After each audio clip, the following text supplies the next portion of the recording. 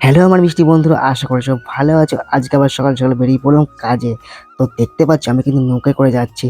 তো আজকের কাজটা ছিল অনেকটা দূরে, তো আমি ট্রেনে করে গেছিলাম। তো ফাইনালি চলে আসলাম কাজের এখানে, আমাদের কাজ কিন্তু শুরু হয়ে গেছে। তো দেখো বরপক্ষ কিন্তু সবাই রেডি আছে। আজকে কিন্তু বিয়ে, দেখো কত হই হুল্লোড়, কত নাচ গানা চলছে, তাই না? তারপর বরমাসায় বেরিয়ে পড়লো ব্র্যান্ড নিয়ে, একদম তার শ্বশুর বাড়ির উদ্দেশ্যে। দেখো বর কিন্তু চলে এসছে শ্বশুর বাড়িতে। দেখো কত নাচ, বর কিন্তু এতটাই আনন্দে ছিল, দেখলাম প্রচুর আনন্দ করছিল। তার সাথে তো তার বোনেরা দিদিরা সবাই আনন্দ করত। তারপর আমরা বরমাসাকে রেখে চলে আসলাম মকটেল কাউন্টারে। এতটা গরম পড়ছিল, খেয়ে খুব তৃপ্তি হলো জানো তো। আর তার সাথে ছিল গরম গরম পকোড়া, সেটা খুব ভালো লাগলো। আর খেয়েছিলাম কফি।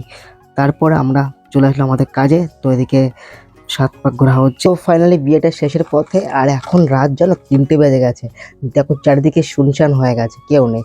তো আমরা ফাইনালি খেতে চলে আসলাম।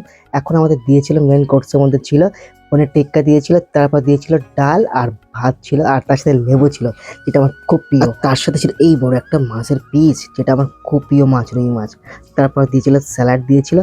তারপরে এসে গেছিলো ফাইনালি লাল লাল ঝাল ঝাল চিকেন কষা, সেটাও কিন্তু খুব বেশ ভালো ছিল জানো তো।